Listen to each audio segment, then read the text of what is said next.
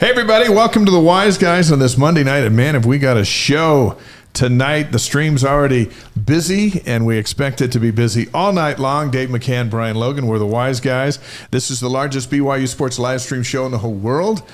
Presented by Brady Plus, Eddie, and Mountain America Credit Union. Wise Guys is distributed by the Deseret News. Watch for our new podcast out tomorrow, wherever you get your podcast. Brian in for Blaine again tonight. How's your week? Yeah, it was good.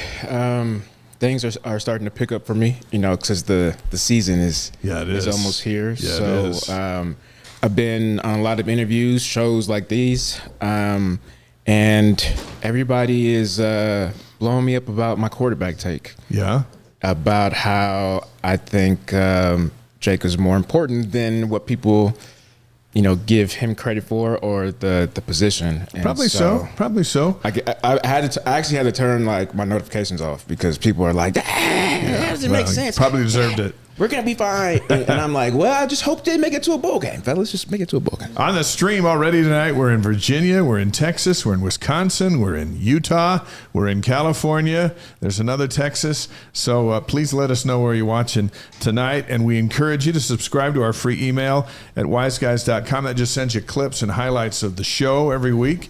And we want you also to hit the free subscribe button on our YouTube channel, and that'll give you a bell will ring or whatever, let you know the show's about to come on, and it helps us grow as well. So that's what we would like for you to do. And Atlanta, it's free, right? Georgia's on the stream here tonight.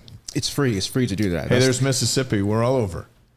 South Carolina. Can we beat? What do we have? It's like election night. There's Arizona. What did we have last week? Last week we were as far as Cambodia. Here's Waterloo, Iowa. Wow. I'm telling you, this is nuts. Have you ever had New Mexico? Have you had Iowa before? Yeah, I think so. I don't know if we've had Waterloo. So Joseph, good to have you on the stream. Les in from New Mexico. Eventually, we're going to get a map that just lights up where everyone chimes in on. We'll try to light the world. Harriman, Utah in. Yes, Mac Hall's coming up. We got an awesome show. Wise Guys, by the way, is presented by Brady Plus. Brady Plus provides cleaning, food service, and packaging equipment, dispensers, and service and repairs with over 150 distribution facilities around the country, over 6,000 employees. Learn more at bradyplus.com. Another sponsor of the show is Mountain American Credit Union, helping achieve their financial dreams for over 80 years. Whether you're buying a home, planning for retirement, or managing daily expenses, Mountain America has the tools, technology, and guidance to help you succeed. There's a lot more information if you guys are looking to partner with Mountain America, American Credit Union, at macu.com. That's macu.com. Also, Wise Guys is presented by Eddie, HR and payroll software for small businesses. Whether you run a dental office in Spanish Fork, Utah, or a construction crew in Lehigh, Eddie helps you hire, onboard, track time, and run payroll all in one spot. Simple, local, reliable, built by business owners who believe people come first. See how Eddie can serve your team at eddy.com. And Wise Guys is distributed by the Deseret News and Deseret.com, Utah's newspaper since 1850. Just as I was talking there, Bobby from Rexburg, Idaho, and David is in from Lake Oswego, Oregon. So we are just dotting the country here tonight on the Wise Guys right out of the gate. Yeah, that's good because we're just as soon as we hit the stream, we're swimming. There's like the second time I came on here, I think I made this tagline that was the number one BYU sports show, that was community driven, something like that, right? Community based, because there's a lot of repeat listeners and a lot of engagement that goes on, within the chat with each other. And the fact that you guys your audience, maybe not on a personal level their day to day, but because they're repeat listeners. Is something that I think really separates the show, right? You can come and watch a show and listen and feel a part of the growing community that's clearly all over the world. Hey, Cooper's on the stream says, I agree with Bilo. There's a first time for everything. Everybody agrees Let's with take me. a picture of that one. Except you. Orem, Utah's in. There's Dallas, now Westlake Village, California. Bring it all on. Tonight on the show, the winningest quarterback in BYU history is back on the show. The great Max Hall with the Cougars reporting to camp in 8 days. We'll find out what's on his mind. There's a quarterback battle, and we're eager to talk to Max about that. Yeah, we'll also talk about Jake Retzlaff and his new home, and that quarterback battle that he'll have to fight out. Only got about a month left to figure things out, so we'll give you the latest update on Jake Retzlaff. Also, BYU basketball's non-conference schedule looks to be about done. We'll roll that out for you. And Wise Guys for a Day winner, Tim Felicia is in studio with us from Colorado Springs, and we'll have him on the show as well as I speak. There's hello from Fort Worth, Texas, Singapore. Eric's on the stream. Puget Sound is there. Pleasant Grove, Utah, which isn't far from where we are. All on the live stream. Currently watching from on the Y. He's on the Y watching the Wise Guys. You should win a prize for that. Hey, send us a picture. That's great. Yeah. There's a couple of things going on. The news of today really has to do with BYU quarterback Jake Retzlaff. He'll transfer to Tulane, where he'll compete for the starting job. I texted Jake back and forth today to confirm it. And he says, yep. Looked at their non-conference schedule. And he'll be challenged right out of the gate. Northwestern on August 30th, and they'll face Duke and Ole Miss. Yep. Those are 3 good games to challenge him.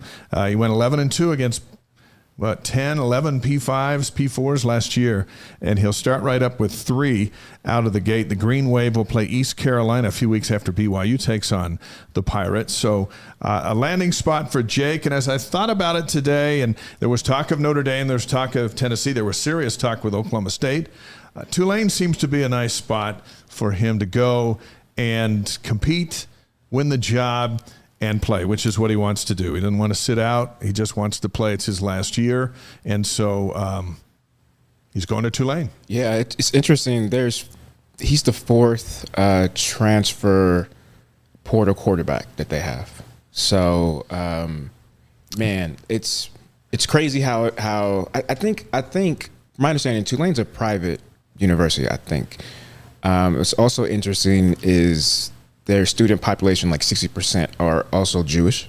So that's a good somewhat fit, like when you talk about community and like-minded people. I saw something that was funny on Twitter when somebody said, he's known as the BYU Jew, and now he'll be known as Jew Lane, like Tulane. I thought that was funny. Yeah. I thought that was clever. Everybody gave, like, the comments were crazy. Everybody was like, "That's so racist," and I thought it was kind of clever, but I don't know. I think because they are a private institution, the rules are a little bit different of why he was able to walk on. Clearly, he's not going to be a walk on. Well, and right? they need a quarterback because their starter got arrested in the spring and is out. That's why all these transfers came in. Oh, really? So you know that he was told you don't go there if you don't think you're going to play. Yeah. And so I think he's there going, all right, I'm going to go take that job. Yeah, at least he has an opportunity, right? I think that's at this point, that's all you want is a chance to compete. Absolutely. John, by the way, was on our show a couple of weeks ago, and he's on the stream listening on the bus on a church history tour. So, John, put it on the loudspeaker, and everyone on the bus will know you're cool because you've been on the Wise Guys. Actually, John, get on the auxiliary cord? That's what it's called, right? Auxiliary cord? Or plug it up to your Bluetooth and try to get the connection so it can play. So the whole bus can hear. The whole bus can hear, yeah. That's cool. Great to have John on the bus back east on a church history tour. Let's talk about BYU's defense. It is not being talked about as much as it should be. There weren't any players on the Big 12 preseason all-defensive team for a team that finished number 1 in defense last year in the Big 12. In fact, they were number 1 in scoring defense. They were number 1 in total defense. They were number 1 in yards per play. They were number 1 in turnovers. They were number 1 in interceptions, led the nation with 22, tied with Texas. They were number 1 in pass efficiency defense, and they were number 4 in rush defense. And a lot of those guys are back this year. Yeah.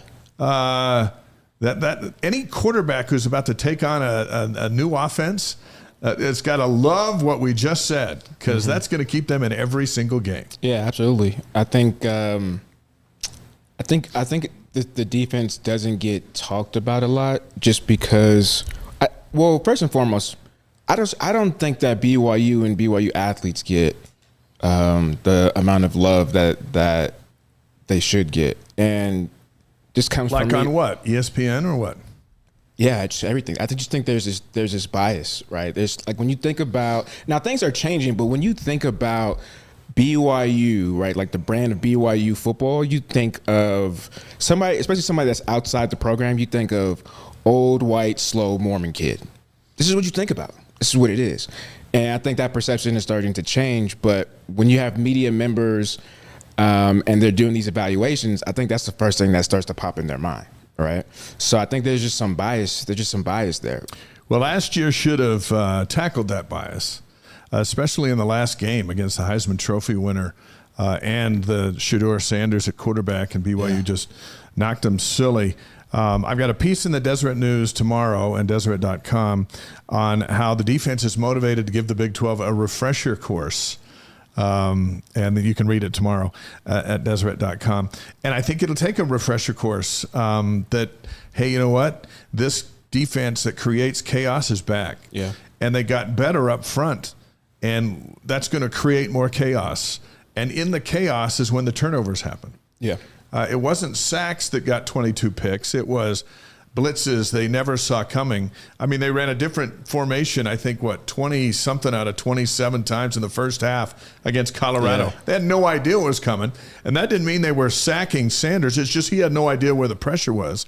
And so they start throwing him up for grabs. Yeah, it's disruption is key. Like when it comes to a quarterback and quarterback play, it's all about timing and rhythm, right? And that could be disrupted from receiver having a hard time getting off the line of scrimmage, right? If you have good, strong physical DBs and corners that can jam receivers to disrupt the timing of routes, and then also your pass rush, right?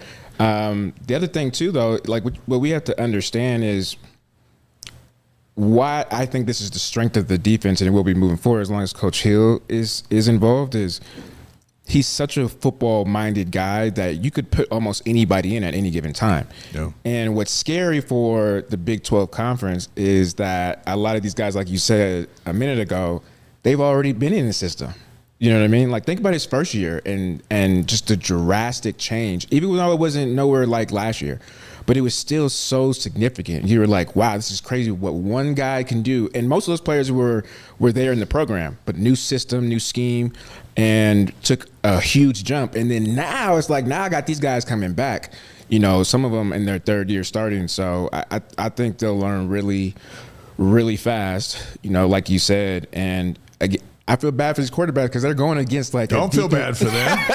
That's what's getting them ready. They're going against like a defensive minded or like an NFL type of minded guy, you know, that does X's and O's. Well, one of the things in this article I wrote tomorrow that kind of furthers the thought of Hillstead and Bourguet. The last year, they went up against the number one defense in the Big 12. Right. Everything that Jay Hill threw at the Big 12, he threw at them first. So that should have them more prepared than people might think to go out there and play against a defense that isn't as good as the defense they've faced every single day in practice. So kudos on the D. They prepared these guys, maybe more so than held them back by knocking them around. You make a good point. We could ask Max this because I've heard stories when Max came into the program and he had to, redshirt or sit some time out. He was the practice quarterback, and they were like, "Oh, we knew Max was going to be great because he was tearing up the first team defense." Yeah. So you also got to think, and we'll ask this question: did that time help you, move into the next season because you already played against? These first string. Sure. Well, when he started, he's the winningest quarterback. Yeah. It had to have got him ready. Right. Yeah. So we'll ask that question. That's a good one. Rodney says it's time for a KVN defense that outscores the offense. I'm not ready to go there, Rodney. That was out of necessity. This defense, this offense, outside of Jake, this offense is built to be good. And with Jake out and the new guy in, we're just going to kind of have to see what the difference is. But Jack Kelly, by the way, BYU's outstanding linebacker, said he wants 10 sacks this season. Yeah. Good luck. Good luck, sir. He had 5 last year. He had 10 tackles for loss. And we started thinking, even on Sports Nation, we were thinking, well, when's the last time we've had double-digit sacks by somebody in a single season? You go back to Mekeli Ieremia, 1976, he had 17. 17 is crazy. He was tough, dude. Sean Knight, 1986, had 16. Jim Herman, 1983, he had 16. Jan Jorgensen had 14 in 2007. Todd Shell, back in 83, had 14. And Sam Varner, 1974, had 14. How many of those are linebackers? I'm thinking that Shell, I think Shell was a linebacker. I could be wrong there, but most of these guys are defensive linemen. Varner might have been a linebacker. Jack Kelly is a linebacker. Yeah. And 5 last year, 10 TFLs. He wants 10 sacks. He gets 10 sacks, he'll be knocking on the door as the defensive player of the year in the Big 12. And there was a couple, remember, there's a couple of sacks. I could think of a couple games that he wasn't able to come down with the tackle, right? So he was there, good position, just couldn't, And I remember those because we were in the green room and you got up and started cussing and you started throwing stuff. That's a joke. That's a joke. That's a joke. Listen, when you're the only one laughing at your own joke. They were laughing too. Yeah. Oh no, but Welcome back. I do know that there's a couple games where he gets home but he just doesn't finish, and I think that could help his tally, obviously moving forward. I think those are some things that as players you kind of get too excited, right? When it's that easy, especially somebody who's big, fast, strong, quick, you get there and it's that easy and you're like, you get all frantic, like, oh my gosh, and you kind of throw out your technique. And so I think with another year of experience and him going back and watching the film, he'll be more mindful of, hey, just because I got here doesn't mean anything I have to finish. Here are the quarterbacks he's going to go after. On3's top Big 12 quarterbacks, they put out their list. BYU isn't in the list because they don't have a quarterback, or at least one name. But Sam Levitt's number 1 for Arizona State. Avery Johnson, number 2 for Kansas State. Devin Dampier, the New Mexico quarterback who's at Utah now, he's 3rd, according to these guys. Sawyer Robinson's 4th, and Baylor. Rocco Beck from Iowa State's 5. TCU's Josh Hoover 6. Jalen Daniels of Kansas is 7. They've got Caden Salter of Colorado at 8, although Dion hasn't announced his quarterback either. Morton for Texas Tech is 9, and Sorsby for Cincinnati rounds out their top 10. Of the 4 top-rated quarterbacks, according to this service, BYU only plays one of them, and that's Utah. Yeah. So they don't play Arizona State, they don't play Kansas State, and they don't play Baylor. When we talk about a favorable schedule compared to last year, BYU's got one.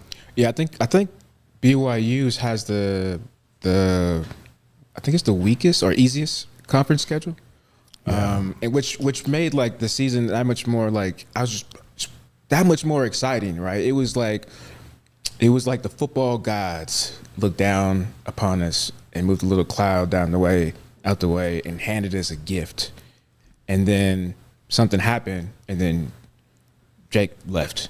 So I was like, what did we do? What did happen? Really? That's what you're going with? Yeah. I was like, this is easy. I was like, we got this, fellas. We got this. And then. Well, you know what? I guess they changed their minds. Continuing with that loosely drawn theory, no matter who the quarterback is, with all the pieces in place, BYU set to contend with everybody on their schedule. Yeah. Well, I think you also look at, like, there's some quarterbacks that kind of have brand names. They're big play guys, and you go back to Shedeur and his post-game comments, like, I was confused. And so I think that, regardless of the type of caliber of player that BYU is going to face at quarterback, the scheme of Coach Hill, he does a really good job. So I think they'll always, be able to put the offense in a position to make plays, and then more importantly, to win games. Cougar kickoff's coming up. You meet the football team on Wednesday, August 6th, 6 to 8 o'clock at Harriman Fields on campus. Public's welcome, no cost to get in. Then you can buy some food and stuff. Should be a lot of fun. That's Wednesday night, August 6th. Season tickets, by the way, for the 6 games at LaVelle Edwards Stadium are sold out 43,572. That doesn't mean you can't get into a game. Individual tickets, so tickets for individual games, except for the Utah game, they go on sale Wednesday, July 23rd. So coming up, and that's at BYUtickets.com. So if there's a game you want to see, but you're not going to go for the whole season, this is your time now to try and get in there and get some seats. The Utah game, they're not going to put those out. I think they want to make sure that there are BYU fans buying them up. Yeah. And that way you can control that. But individual seats go on sale this Wednesday. If you want to get into a game, and we recommend that you do, because it's a magical place to be. It is. On a Saturday night. And by the way, keep your eye on the sky, or in the sky, for the Stanford game on September 6th. And if you're going to the East Carolina game, there might be something over that stadium too. That's just what we're hearing. A drone show. Things can change. It's not a drone show. We'll keep you posted, but we love flyovers, so right. Keep your eye on that Stanford game. A couple of key dates before we bring in Max Hall. Andy Reid and the Chiefs, the Cowboys, they reported to training camp today. 25 more teams report tomorrow. BYU reports to camp on July 29th, a week from tomorrow. The same day as After Further Review premieres on the BYU TV app, the 29th, with the touchdown show at 5 o'clock Mountain Time. The NFL Hall of Fame games coming up July 31st, the Lions and Chargers on NBC, and then it's all football all the time. Our first guest tonight is the winningest quarterback in BYU history. Won 32 games in 3 seasons, something no quarterback has done in Provo, and you'd be hard-pressed to find one who did it anywhere in college football. Our pleasure to welcome back to the Wise Guys our longtime friend, the great Max Hall from Arizona. Max, how are you? How you guys doing? We're doing good. What's your summer been like? What have the Halls been doing this summer? It's been a busy summer. It's been a fast summer, but obviously a lot of football, a lot of 7-on-7s. Rex is a freshman in high school now, That's so right. He's involved in all the high school football stuff. We just got back from our camp actually on Saturday. We were gone for a week, so been to the beach. We've done some stuff as a family, so it's been a good summer. Is Rex going to play quarterback? Is he feeling that, or what's he do? You know what? Yes, he is. And I tried to talk him out of it. I really did when he was younger. I said, buddy, are you sure you want to play quarterback? Like, how about receiver or DB? Because then I don't have to coach all your teams. I can just let you go play. But as soon as you decide to play quarterback, I have to coach. But it's been fun coaching in the last 3 years. He's actually pretty good little QB, man. So Really? I think he's going to be a really good player. Yeah, he's fast. He got that from my wife. Oh, yeah? At least that's what she'll tell you. He got his speed from my wife, and he still has my arm. So it's going to be fun getting to coach him here the next 4 years. That'll be fun for all of us So to watch. he'll be a commit. Oh, I can't say that, huh? Talk about recruits. Yeah. Oh, yeah, you can. Actually, you can say anything you want on this show. Okay. All right. So And you often do. Is he, you're right. Is he going to be an early commit, BYU? Yeah, they keep bugging him, and they've offered him already and stuff. But I tell him, hold on, let's hold out a little bit. No, man, I think he's going to be a good player. I really do hope he has a chance to get recruited, and hopefully BYU takes a look at him. But he's got to go earn it first, man. He's got to go play well. So I told him, let's just focus on having fun and playing football, and we'll see where the recruiting goes. But it'd be fun to see if we could get him up there to Provo. Oh, yeah. Have another haul at the helm. Well, look, that just gets his foot in the door. You know what I'm saying? Like to say, hey, my dad is the winningest quarterback at this school. Like that should open up some doors. And like you said, he has to prove it. He has to just walk into it. But with you being his dad, it's a pretty big door. Yeah, hopefully at least gets him a look. You know what I'm saying? So For he's sure. Like I said, he's a great kid. He's fun to coach. He's man, he even out on the field, he calls me yes sir, yes coach. Like he's just a great kid, man. He's just Nice. Yeah. So it's I still want to pull the little hair I have out once in a while with him because he's young. But it was kind of funny. I was talking to him the other day. I'm like, Rex, I'm teaching you reads and RPO stuff and box counts that I didn't learn till I was in college. Yeah. I didn't even do RPOs till I got to the CFL. So it's amazing how far advanced football is now at that level. I look back to what we were doing, and I was nowhere close to his skill. Right. Well, Max, as a high school coach, how long does it take for you to recharge your battery from one season to the next, which you're just about to start in earnest as you get ready for another season down there? How long does it take you to bounce back? Ooh, well, the last couple of years, the season has ended in December, and then in January we have a junior high football program, and so I've been coaching that. So I go right into another season with them, and then our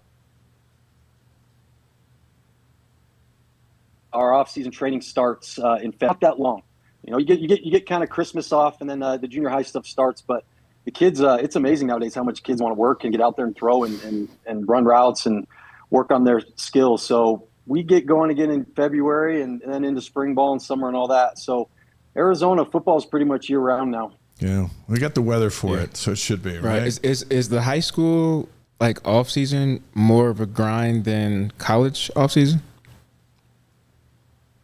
No, it's different. It's just different, because kids are playing other sports. They got other things going on.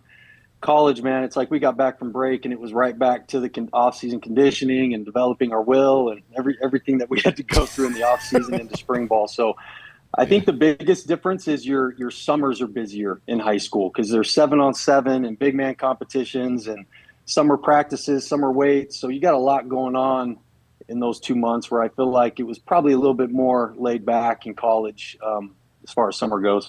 Clint on the stream says, great to see you, Max. So many great memories. OU in Dallas and Utah top of the list and a crazy Vegas Bowl. It says, you signed a football for my son that year. Thanks for all. So nice job, Max. Way to go there. Perry wants to know if you remember the play call on your overtime touchdown pass to Andrew George to beat the Utes. Of course you remember that, right? Oh, I think so. I'm pretty sure, what was the set? I'm pretty sure the play was 56, which 56 is a very, very simple quick game play. Basically, the outside receiver has a go, the inside receiver has a 5-yard out. But we had an option on that play based on leverage that I could signal Andrew George a route. And so I signaled him what we call the W route. So I went like this to him. I don't know why we called it a W route, but basically he would take a couple steps towards the out and then he would come back in.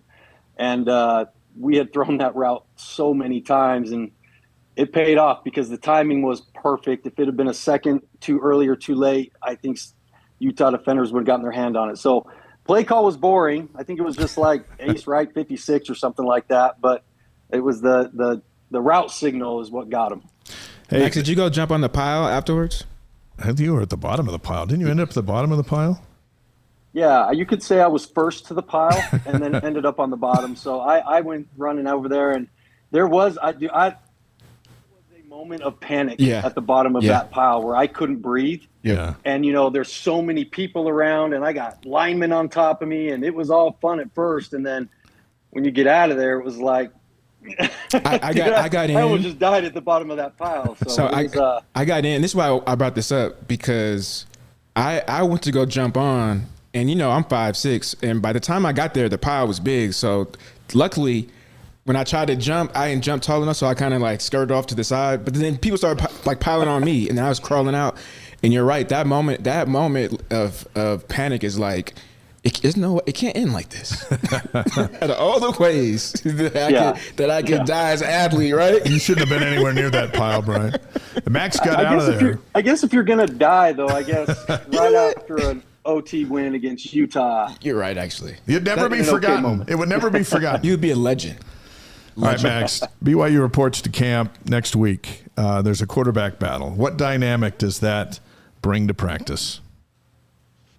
It brings excitement, I think. It brings newness. It brings freshness, I think, especially because I think they have a pretty dang good quarterback room. And I think it's going to be a good competition. Again, I wish I could spend more time around the team and be at practices and everything and kind of see for myself. I just kind of go based off what I hear from other people and talking to coaches and stuff. And so what I do know is they're excited about the battle. I'm hoping that the two guys that are already there are up for the task and are ready to step in and take that role and really push. So, but I think they got a solid room. I love what they're doing offensively right now. I was able to spend a little bit of time with them in the spring and summer and seen some film on them and stuff. So I really like what they're doing. I like where their head's at. I like their personnel this year. And I think, honestly, they need to find a quarterback who they can trust the most. Honestly, like, it doesn't necessarily need to be the one who can make the biggest and the most plays, but I think they have a team where they need a quarterback who can run the system, be efficient. You know, I tell my quarterbacks, make the easy things easy. You know what I'm saying? Don't make the easy stuff hard.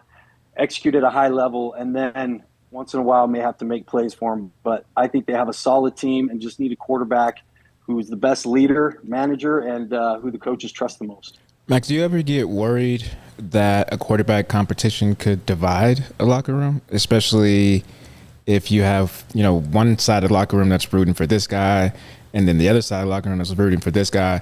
I only say that because I saw a little bit of that when you left in 2009. In 2010, it was Jake Heaps and Riley Nelson. I think I told you this story before. I remember dropping interceptions, you know, for Jake because I wanted in practice because I wanted Jake to win. Wait, you never did that for me. What's up with that? You already won the job. Plus you never threw it my way. I think you were trying to make me look good, so I appreciate that. I was smarter than I knew better than to throw your way, man. But you know, I think with the quarterback competition, honestly, it comes down to, at the end of the day, guys want to win. Yeah. And whether it's one of your buddies or not, I think the guys who are out there want the best 11 on the field. And so I think, you know, it's a close battle, or if guys are, you know, making a political thing. But at the end of the day, coaches, players, we want to win, and we're going to put the guy out there who gives us the best chance to win. And usually once that plays out, everybody gets on board. When you got there in 2006, there was a competition to succeed John Beck, who had played, you know, his whole career, like you. What was that like, and how soon were you able to win the job and just move forward? No, yeah, that's great. It's funny because, you know, I talk to quarterbacks all the time, and, you know, as they're getting recruiting or they commit to schools or they're at college, and, you know, they all get so upset when they bring another quarterback in, or when another quarterback gets offered or whatever. And I laugh because I remember I was supposed to be not given the job, but I was next man up. You know, after John, it was me. And they told me that. And they said, we believe in you and you're going to be our guy.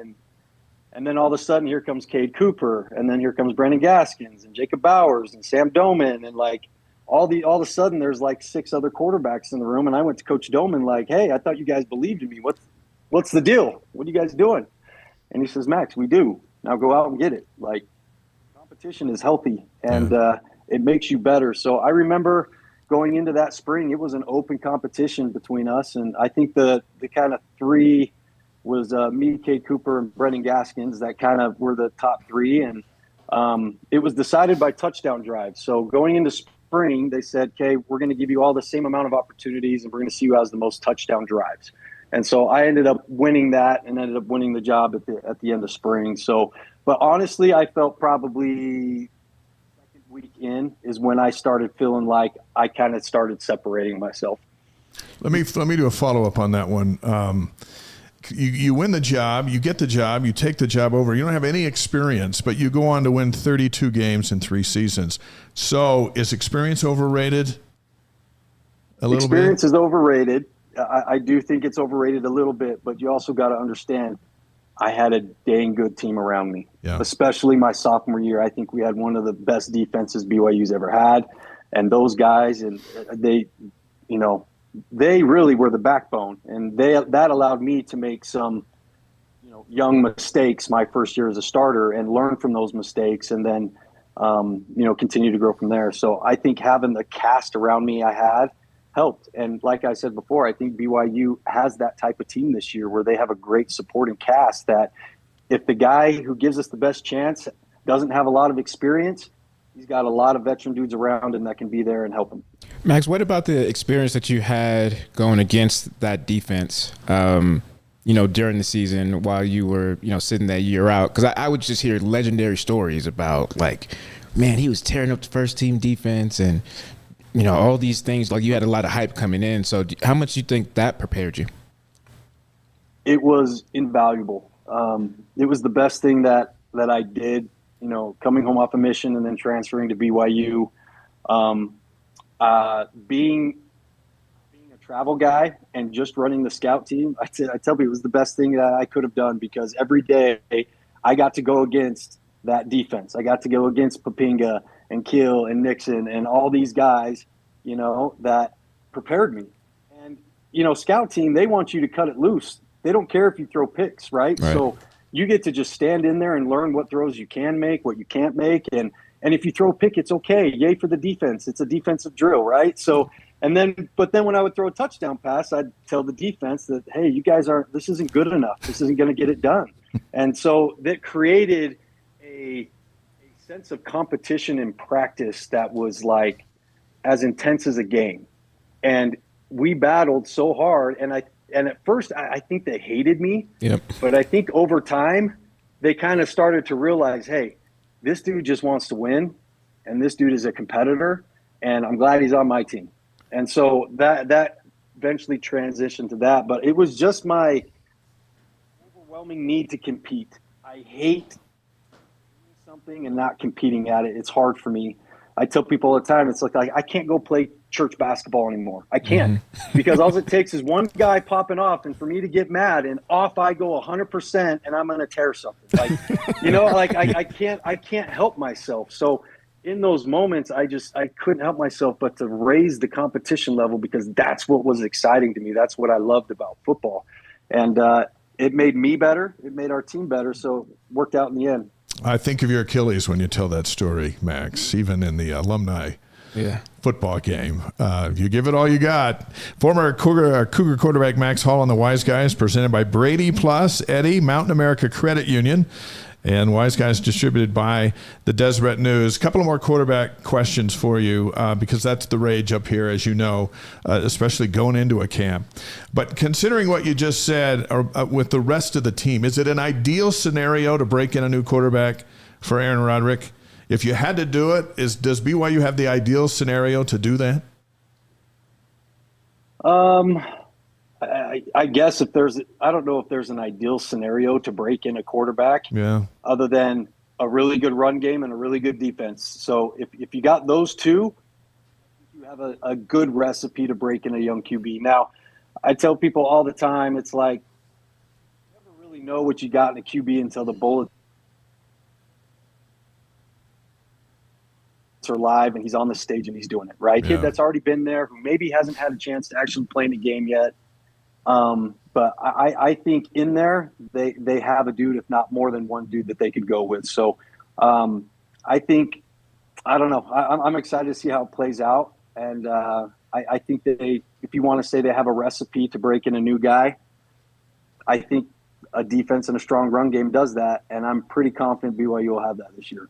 So Max, if you can't really tell if a guy's going to be good or not until, they're going live, and if you're in this situation that BYU is in right now and you're evaluating during camp, what's like one, maybe two, three, like your top three list of criteria of what you're looking for that would determine, who the starter is going to be? Okay, yeah, for sure. So the number one thing that you're looking for is efficiency. It's that old saying, completions equal first downs equal touchdowns, right? You want a guy who can move the chains. The next thing you're looking for is you need a guy who's good in the locker room. You need a guy who the guys can bond with, that they can trust, that they feel like, hey, he's one of our leaders and we trust him. We believe in him. That's a big thing. The other thing is mentally, what can he handle? How much can we do with this quarterback, and what diversibility does he have, and where is the offense going, and which quarterback fits that mold the best, which typically ends up being the guy who's the most efficient. So I would say those three things are probably the first things that they're going to look at: efficiency, locker room leadership, and what is the mental capacity. And then I think the last one is you have to create situations in practice that put him under pressure to see how he operates. Because that is going to be the difference between a good quarterback and a great quarterback, is how they operate under pressure when it matters. And so creating those situations in practice as often as possible can give you an idea of what you got. When you look at the calendar and August 30th is the Portland State game, how soon would you want to name your starter if you're Aaron? Or your own team? How soon do you want that done? Yeah. It's funny. I went through this last year where I didn't name a starting quarterback for us till week one, till going into week one. Okay. That first whole week and I think that's minimum needs to be decided before going into game week, so he has that full week of practice. But obviously, the earlier the better. That's why the first couple weeks of camp are going to be super important, and how they organize practice and what they create in practice is going to be important to really start and get a fast idea of starting to, separate who's going to be the guy. So, ideally, you'd like your guy to have 2 weeks before the first game. 2 weeks. But at a minimum, it's got to be the starter going into game week. Max, so what if there's a scenario where nobody has separated themselves, and the coaches behind the scenes, they're still undecided to the point where they don't want to name a starter? Would it be better to name a starter with the game plan of, okay, maybe he's on a short leash, especially against a Portland State, so we can, rotate guy number 2 in? Or would it be better to announce, hey, we're going to have a two quarterback system heading into the first game?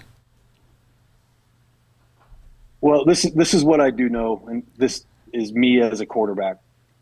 I never want to go into a game as the starter thinking I have a short leash. Like, I don't want to hesitate. I don't want to second guess myself. I don't want to maybe pass up on throws or an opportunity because I'm worried about throwing an interception or making a mistake. I think you create a monster when you do that, when you give a quarterback that mindset.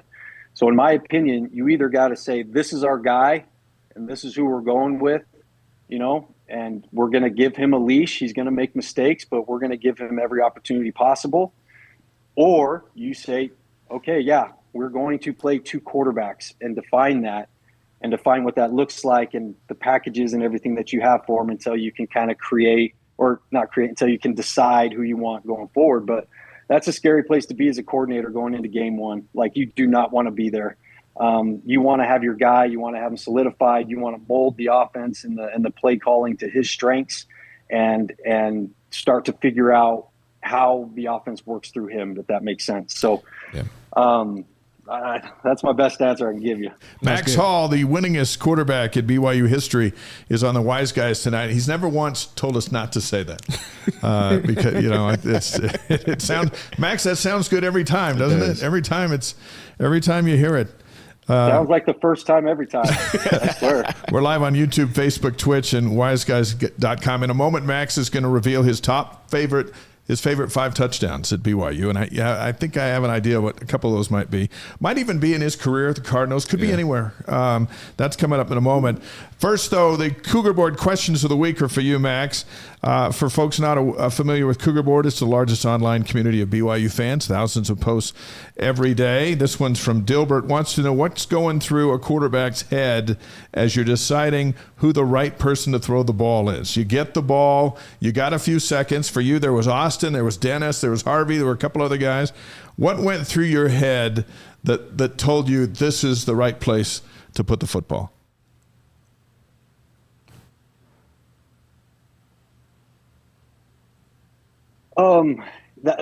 Just a couple of seconds. And unfortunately, I wish pre-snap I could just choose who I want to throw the ball to and just throw it to him every time and just look at him. But that's not how it works. There's reads and everything that go into it to get the ball to the right spot.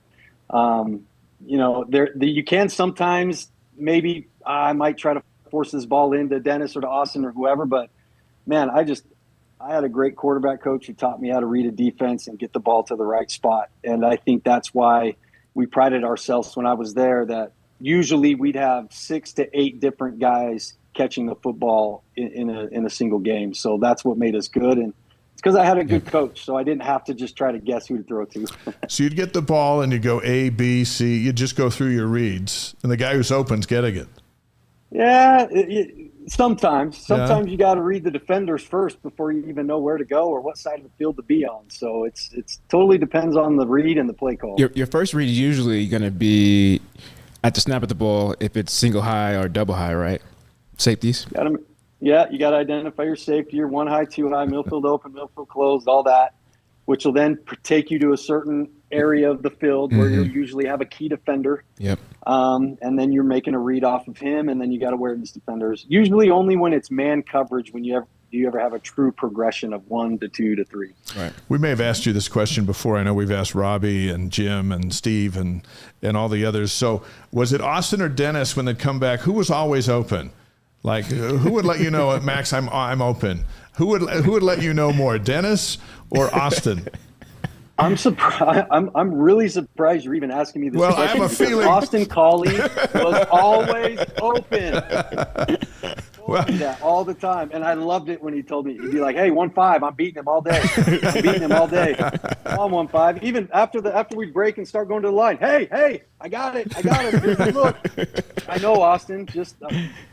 So Austin was more vocal about it. How did Dennis put up with that? Letting Austin do all the lobbying when he's over there doing the same thing? Just more of a silent assassin, I think. He just got it done. Yeah. And Dennis was just so easy to throw the ball to. He just was so easy to read his body and he had such a big catch radius. I mean, Austin too. So it was like I said, I played with some really good players who made me look pretty good. Those were good dudes. Curdy, a follow-up Cougar Board question from one of their insiders. You know, a lot of discussion about Hillstead is he's 5'10". Bourguet is a little taller at 6'2". Bachmeier is taller at 6'2", 6'3". But this question is, can taller quarterbacks see over the line a lot better? And that one's kind of obvious. But there was a recent interview with Hillstead where he says every quarterback looks through windows between linemen no matter how tall the quarterback is. So maybe the question is, at 5'10", can Hillstead still do it? Or when the offensive line now stands up, and you had a huge line, this one's all 6'7", what happens to a quarterback who's 5'10"? Well, you're talking to a guy who was always – I mean, I was listed at 6'2" my whole career, and then the NFL listed me at 6'1". I was 6'1" and 7/8 at the combine, so 6'1" here. But here's the thing is I was always considered a shorter quarterback. And, yeah, when you get to college in the NFL, I couldn't see over, Oswald and Reynolds and some of these guys that I had in front of me. Like, there's no way. So I had to be really good with my feet and creating angles and windows to throw the football. So that article that you're talking about is absolutely right. Even the tall guys have to be able to move in the pocket, create space, or create a window to make a throw. It's almost like there'd be times where I would move in the pocket, and as I'm moving or hitching, I already know where I'm going to throw the ball. I'm just getting my body in position to be able to make the throw. And so the quarterbacks who can do that and have really good spatial awareness and be able to keep their eyes downfield seem to do well. And I was able to figure out a way to do it in my own way and find those lanes and alleys. But most quarterbacks, even the tall ones, aren't just standing there and throwing the ball right over top guys. They're finding a lane. Good answer and a good question. Before we get to your 5 questions on your favorite touchdowns, and we'll finish up with you, and we sure appreciate Max Hall tonight on YouTube, Facebook, Twitch, and wiseguys.com. When does Arizona football fire up, and is Ty and his group on your schedule again this year? We start up here in about a month. I think our scrimmage is the 3rd week in August, and then our first game is that last Friday in August, I believe. I don't know the exact dates, but it's coming quick. August 4th is when we can put helmets on and start our weather acclimation and start hitting and doing all that. So that'll be exciting. Right now it's still just, kind of lifting and non-padded practices. So, and unfortunately, Ty is not on our schedule this year. What? They did not schedule us. I think he was scared. I think he was afraid. It was 21-0 last year. You shut him out. Maybe that's that kept him away.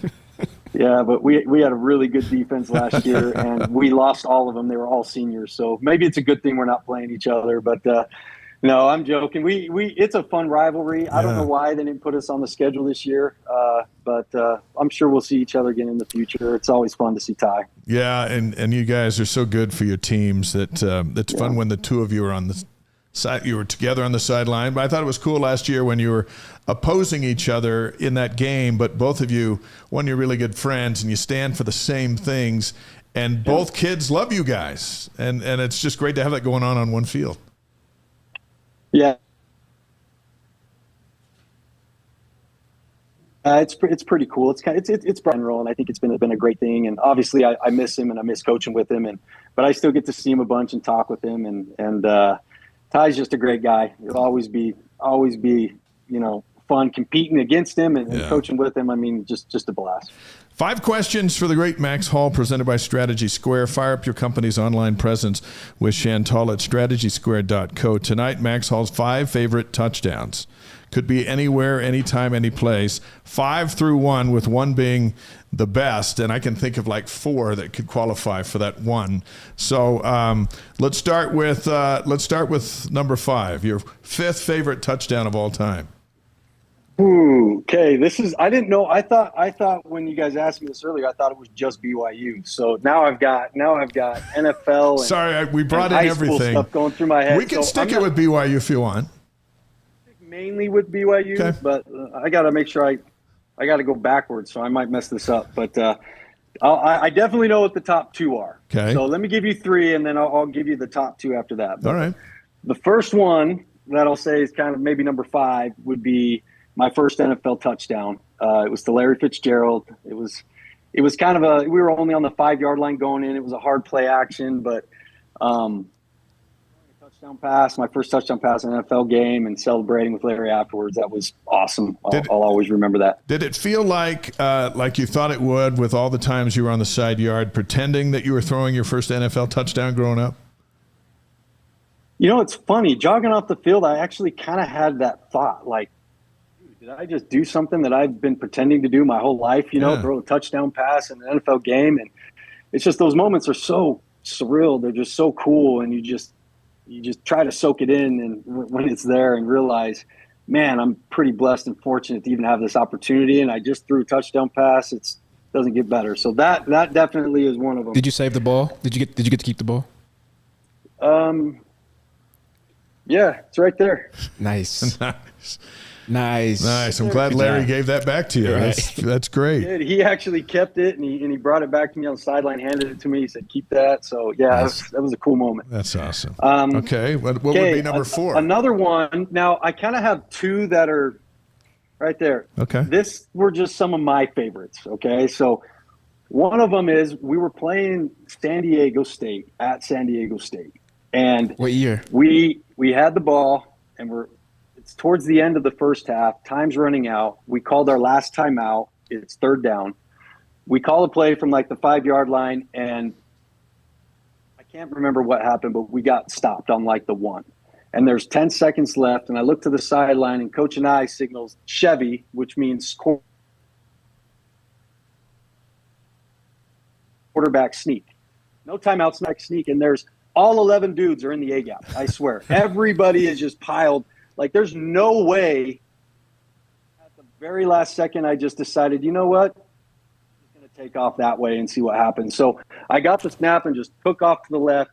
The whole D-line pinched down, and I just walked into the end zone. I don't know why, but I just thought it was one of the funner ones I ever had. Awesome. Nice. Another one is I threw a pass. This was just a cool memory because I threw a pass. It was versus Colorado State. I believe my junior year. And it was a battle at Colorado State. It was back and forth. It was a shootout. And I remember the end of the game, I threw a pass to Dennis, kind of on a slot fade. And I got rocked as I let it go. And Dennis made the catch, and he got rocked. His helmet went flying off, but he caught it. And it was one of the best catches I've ever seen. And he caught it for a touchdown. I just remember that being such a cool moment, cool touchdown pass. Yeah, that got on SportsCenter because his helmet exploded off his head, and he held on to the ball, and it was a huge play. Yeah, that should certainly be in your top 5. So right. I'm gonna combine those 2 because the last 3 are really the 3 that I probably cherish the most. And the first touchdown, handoff. It would be the play that Harvey ran in Utah my sophomore year to beat Utah. So this was the touchdown after the 4th and 18 pass. And I just remember watching Harvey run through dudes into the end zone and thinking we just won, just the excitement and everything. My first Utah BYU game, and it was just a cool moment. So even though I just handed it to him, he did the work. It was one of my favorite touchdowns. And didn't you, correct me if I'm wrong, Max, but didn't you have like a separated shoulder or something that was ailing you even as you chucked that bomb to Austin? Yes, I had a grade 3 AC separation. Yeah, shoulder. And then you still did that. Yeah, I remember the week before I did it versus Wyoming, and my collarbone's sticking up out of my skin, and I'm thinking I'm done playing football. And we were able to get me back, but we had to keep it a secret, even from my teammates, because we didn't want anybody knowing I was hurt going into the Utah game. Right. So we kept it a secret, and then that was. If you watch that play, the ball went 35, 40 yards, and it was everything I had, man. If Utah would have known that I only had about a 45-yard ball in me that game, things might have been different. Well, they didn't, and history was made. So number 3 is Harvey's touchdown run. What about number 2? Number 2 has to be the touchdown pass to beat Oklahoma in the Jerry Dome, man. First game my senior year, coming off of a rough ending of my junior year.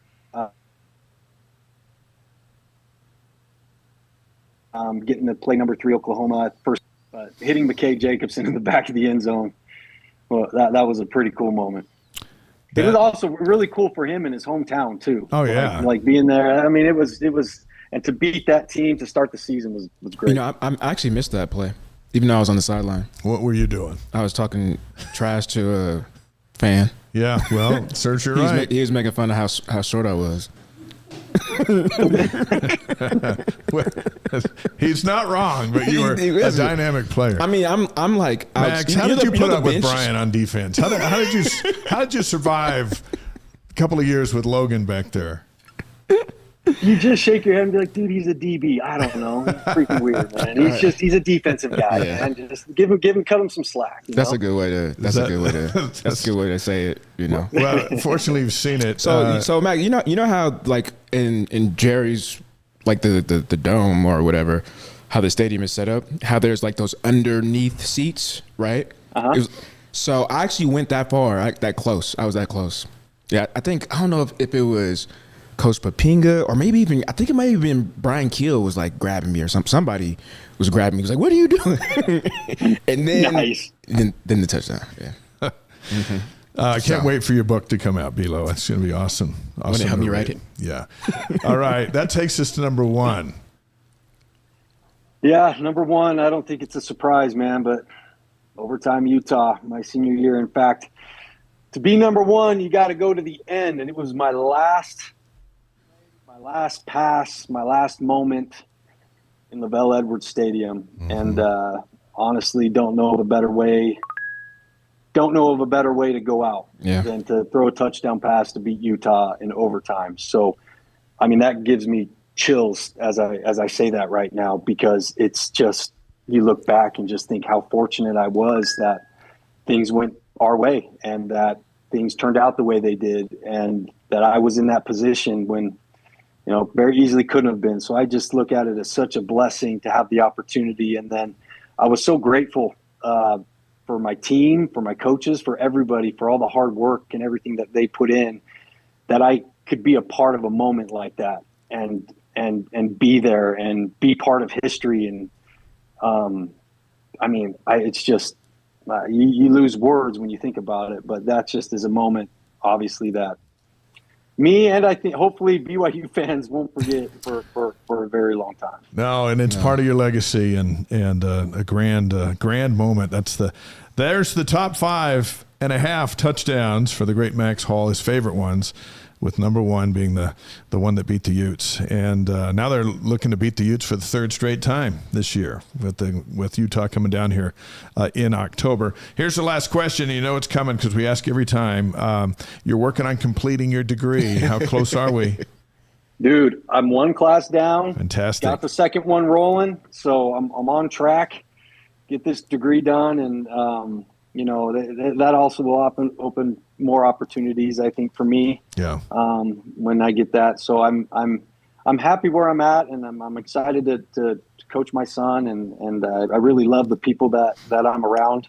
And so, I promised you, Dave, that I would finish it, and that haunts me at night and keeps me going. So listen, I'm going to get it done. And we're going to be there, and we're going to watch it because you've been part of our life for a long, long time. And I do agree that you get this thing done, and opportunities will be there that maybe you never even dreamed of, but you're so close, and now down to the one. And of course, every now and then I'm going to shoot you a random text. How's your homework coming? Because I love it. We care about you. We're part of you. You're part of us, and love to see you succeed. Hey Max, if you take online classes, I'll take it for you. No, you won't. Hey, they don't know. Who do you think you are, Jim McMahon? They won't know. I'm dude, just saying. They proctor those things, man. They proctor them, dude. Hit me up afterwards. We'll talk. Yeah. Oh, they do, huh? Yeah. Hey, I kind of want to be able to say that I did it. You know what I mean? Sure. I don't want to have to put like an asterisk, like your name at the bottom of the diploma, like Brian Logan finished it. You know? I started it. Bilo finished it. Yeah, you want to avoid that. Yeah, you're right. 'Cause there should be at least like 5 to 8 different people on my diploma. So for sure. Well, we're glad you're closing in on it, and we're looking forward to another exciting season down there. Are you going to make it up to any games, or is it just too tight now? And I haven't. We usually sit down right about now, and we start looking at the schedule and fall breaks, and when everything lines up. Last year it was awesome because we were at ASU, right? So I got to go, but I'd love to get it back up there to Provo. I just don't know when, but when I figure it out, I'll let you know, Dave, because I want on. You'll be sitting right in the middle of our game day set. Absolutely. Yeah, for sure. We're just waiting for you. The great Max Hall. Say hi to your family, and we'll talk to you soon. Absolutely. Love you guys. Appreciate you. Thank you. Love you too, Max. Thanks, Max. Well, that was awesome. We got to end the quarterback situation. Yeah. We got his 5 favorite touchdowns. You said a lot of things I don't even understand. I thought we had everything in that interview. I don't understand half the things I say either. That's your quarterback, so you know. Yeah, it was hard not to, like, my cheekbones are like cramping because he always puts a smile on my face. Every time I'm around him, just even when we're not talking ball, like those memories that he had, like he helped create those for me as well. And to be a part of that legacy, I'll try not to cry. Shoot, no, I'm not. Nope, don't do it. Is something that is I'm grateful for. Like you could hear the gratitude, in his voice. I thought you were giving me a tissue. I thought you could hear I'm waiting for you to start crying. You could hear the gratitude in his voice and for the opportunity, and I feel the same way just to be a part of his team because that was his team, and Max taught me how to work at this level. When I came out for summer during player run practices where coaches can't be there because of the NCAA rules, the players have to run practice.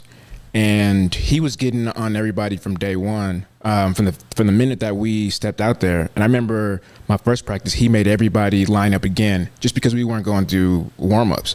And I was looking around at everybody. I was like, this dude's crazy. Like, what are we doing? But he taught me how to work at this level and also compete at this level. And he brings competition out of anybody that he goes up against, and I'm forever grateful for that. Cedar Park, Texas on the stream. Hey, Paul, Jordan from Greenville, North Carolina. Good to have you with us. All over the stream, there's Tucson. Neil, good to have you here. As Max was on, they just love his competitiveness. Yeah. And you know what? He's overcome a lot of stuff in his life, as have all of us. Yeah. And we just love folks that keep fighting. Yeah. And he's doing great, and we're going to celebrate his degree just because we can. I would love to see him up here coaching someday. He's got a great gift for that too. That'll be a fast track. Once he gets that degree, it'll be a fast track to a Division I football offer, college football, coaching offer.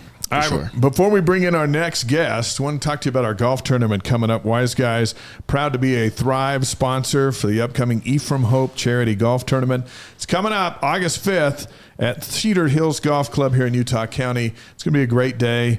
We'll start at 8 when it's still relatively cool, and then a scramble format, so bring your friends, have a good time. There's prizes, lunch, and most importantly, the reason we're behind this is the cause. We're helping kids in Uganda go to private school. Creed Construction's the title sponsor. If you would like to sponsor or get involved, go to ephraimhope.org. The link is in the stream. Thanks, Jack, for putting that in there. So it's coming up. You still have time to set up. Blaine and I will come over and say hello to everybody on the morning of the golf tournament, August 5th. So if you are available and in the area and want to get into a good cause, come play some golf on August 5th in the Ephraim Hope Charity Golf Tournament. Our next guest is the winner of our Wise Guys or Girl for a Day contest.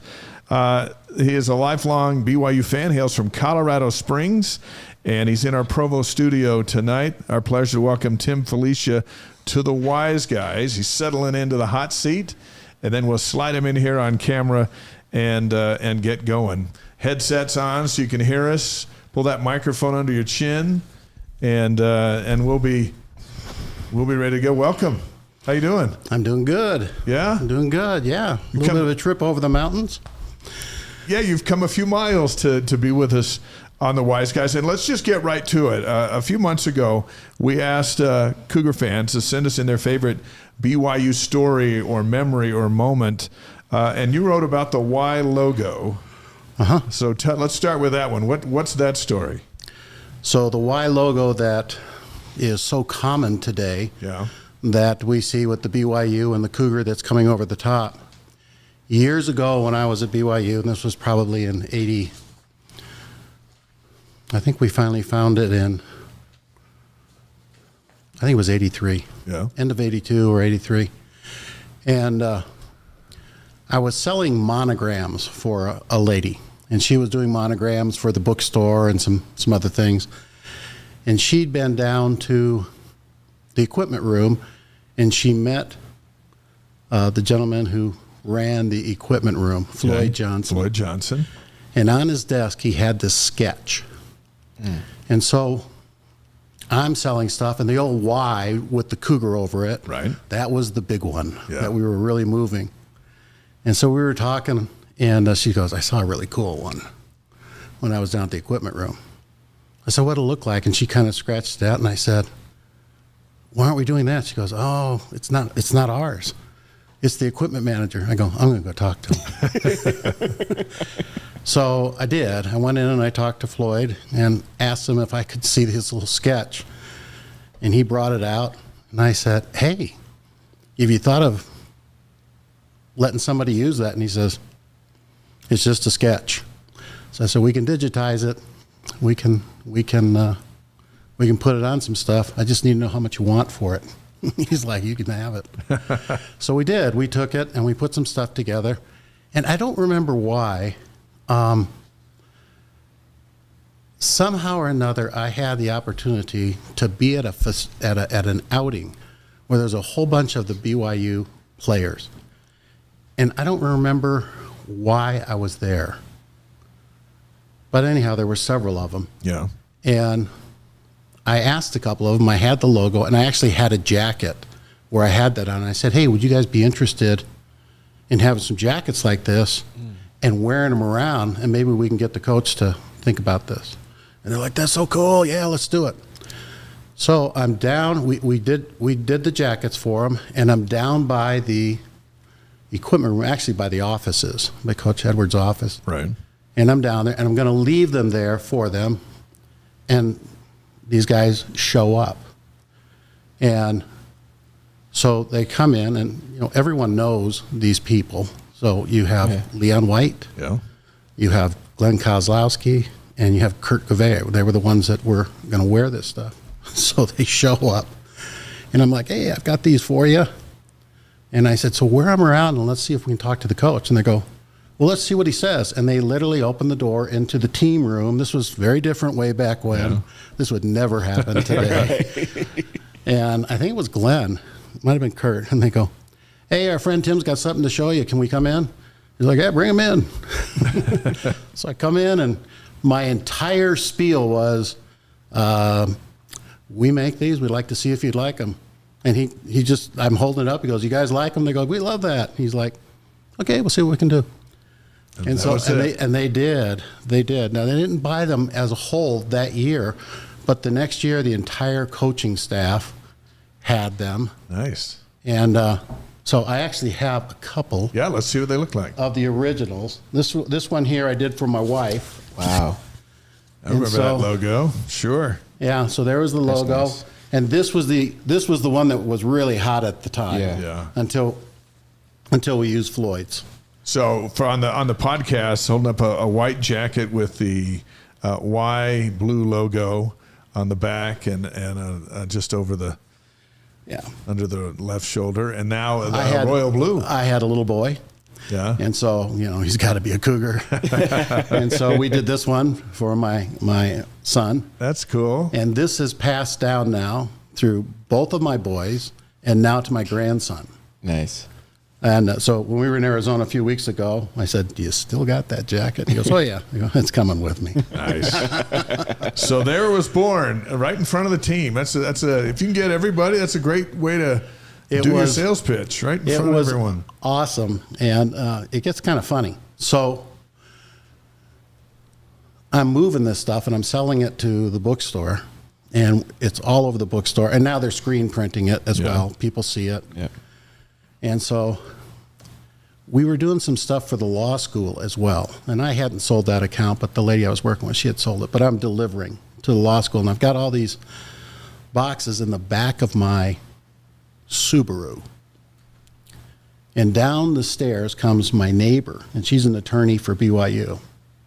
I have no idea what kind of an attorney she is. You're about to find out. And she sees these open boxes. She goes, "Hey, those are pretty cool." And I go, "Well, yeah, we just barely started this logo about a month ago or so." And she's like, "How come I haven't seen that? It's brand new." And she's like, No. How come I haven't seen it? So she was over like anything that represented BYU. Your neighbor.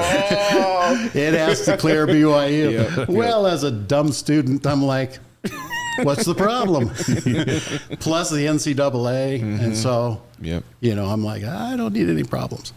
So it was Floyd's. So we just said, "It's yours." Nice. I was getting ready to graduate. It's important to know your neighbors, as we get out and get to know who's around us. Of all the neighbors to have. Right. During your time at BYU, 77 to 85, with a mission in there, your quarterbacks were Gifford Nilsson, Mark Wilson, Jim McMahon, Steve Young, and Robbie Bosco. Yeah, I actually started in 74. So you had maybe the tail end of Gary Scheide. I did actually went to that bowl game. What was that period like? It was long because I was doing everything but going to school. I was going to ask you that. It is almost a decade. I was there forever. It was fun. My normal job was I worked in the barbershop at BYU. Yeah. And so that was great because it was just like this show. We talked BYU sports from 8 in the morning until we left. And I would jump back and forth to class, during the week. My boss was real good about that.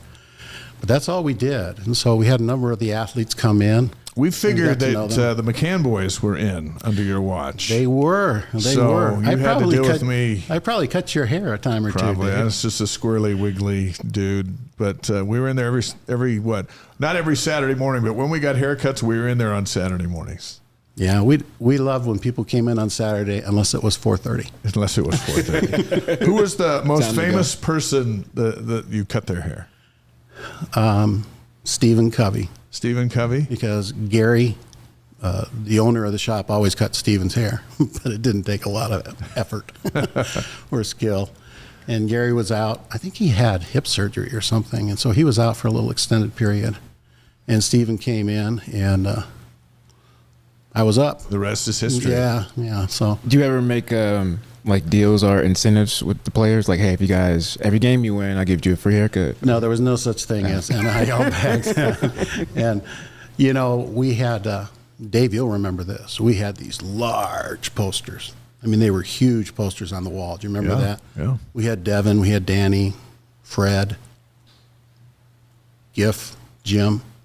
They were big posters on the wall. And so the players would come in, and they'd be like, how do I get up there?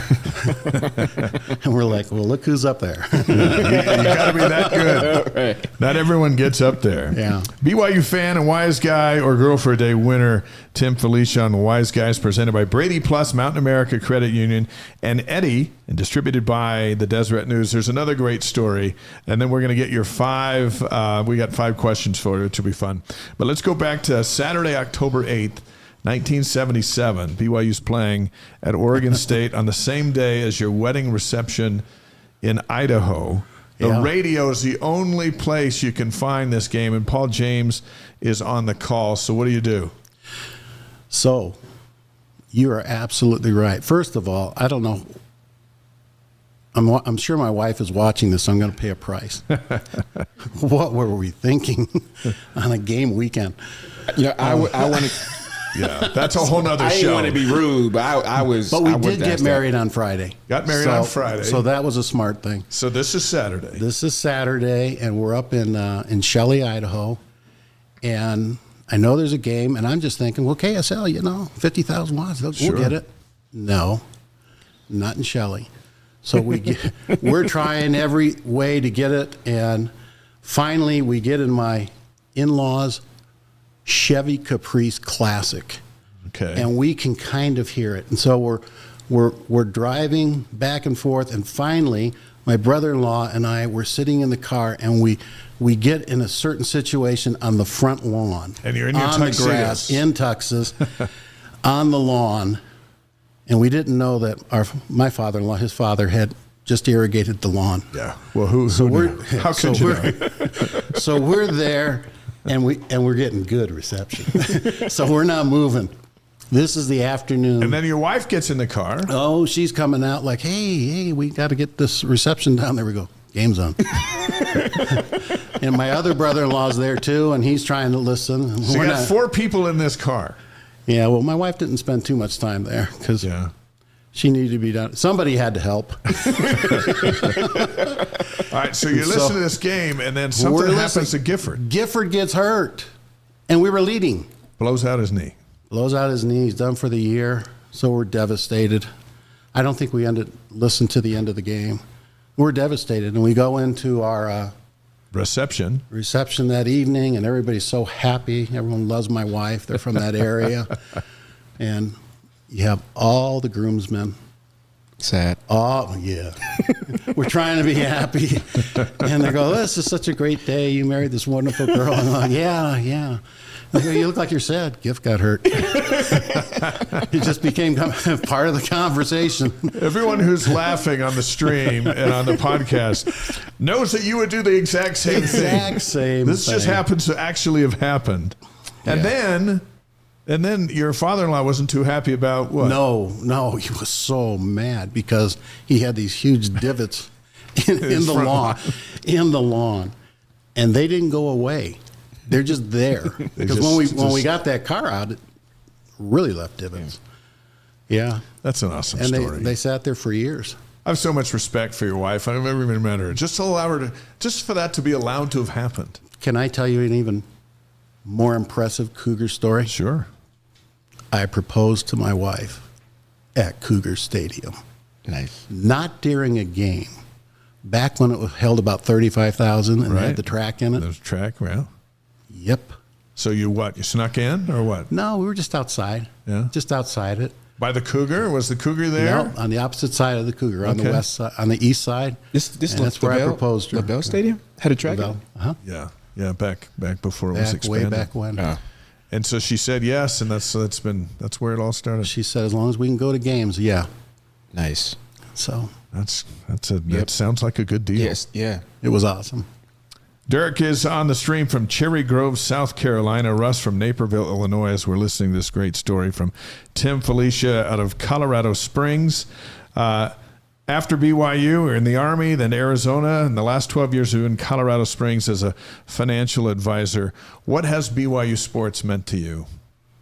You know, people make fun of me because my hobbies are either attending a BYU game or watching them. I do a lot with voice as well, but people kind of make fun. They go, "So that's what you're doing this weekend?" "Yeah, we're driving to Provo." It's been a lot of fun. My brother-in-laws and I, our sons, now my son-in-laws, everyone really enjoys following the team. And it's just been a lot of fun over the years. It used to be when I was working in the barbershop, people would come in and they'd ask you. They'd say, "Hey, what's going to happen this week?" In fact, KSL came in one time and asked us before a Utah game. And they said, "What do you predict the score to be?" Probably 50-6. And I think that week it was 56-6. Oh, yeah? I think it was, yeah. I mean, it was just kind of fun, just the crazy things that would take place. And it was everything. Merrill Frost on the stream says, "I love Gary. He was my grandfather's barber who taught at BYU." And then Ruth says, "When our oldest son was married, we watched the BYU game during the wedding breakfast. Our daughter-in-law's mom was so mad." Nice job, Ruth. Way to represent. I love it. I love it. You have to have it. You have to have it going. That's good stuff. Now, there's not a lot of BYU sports news in the media around Colorado, but you do get Wise Guys on Monday night, and I understand you've made that a family tradition, which we love. Yeah, we do. Actually, our ward has a ton of Cougar fans. Yeah. One of my good friends happens to be our stake president, was our bishop, our stake president. And so Sunday is measured by Cougar Saturday. Whether it should be or shouldn't. As when it comes to happiness and general countenance, is that right? Overall. Yeah. It's just a lot of fun. Yeah. It is a lot of fun. And there are a lot of fans in that area. So when we first moved there, I didn't think there would be, but there are. There are a lot of loyal Cougars there. Well, good. And one thing that sports does, and we've noticed that as we've traveled, is it is the unifier. It is the connector. No matter where even looking at our live stream, no matter where you're at in the world, Cougar sports connects, and it's been impressive to see and participate in. And so we're glad that you've made Wise Guys part of your life over there. We'll keep cranking it out as long as you're listening. Yeah, we're listening. We'll be at a few games, as many as we can get to. My son and I, our youngest son, we always try to get to one a year, and we missed last year. But we always try to get up to one. What's the one this year? What's your target? Yeah, we'd love to come to the Utah one. Yeah, if we can possibly find some tickets. Well, my son-in-law wants to come. Everyone wants to come. Yeah, that's going to be that'll be one to be at. And there are seats. They haven't put the individual tickets up for sale yet for the Utah game, but they will at some point. And so, just keep tabs. We'll try to keep you in the loop too, because that's an October night. That's going to be awesome. The weather will be just right. Any of them are great. It's just the stadium. It's just awesome. 5 questions for Tim, presented by Strategy Square. Let Chantal help your company's social media footprint grow. You can reach her at strategysquare.co. Bilo, you ready? Ready. These are rapid fire. You know the show, and so you know what's coming. Okay. All right. Favorite sports movie? Probably Remember the Titans. Yep, that's a popular one. That's the common one. Okay. Number 2, favorite singer or band? Okay. So what do you mean? I'm okay? No, I'm a vocalist. You will be judged. You will be judged. So this is my favorite singer, and I have a lot of favorite singers, but my favorite, you'll be judged. Donny Osmond. There's nothing wrong with that.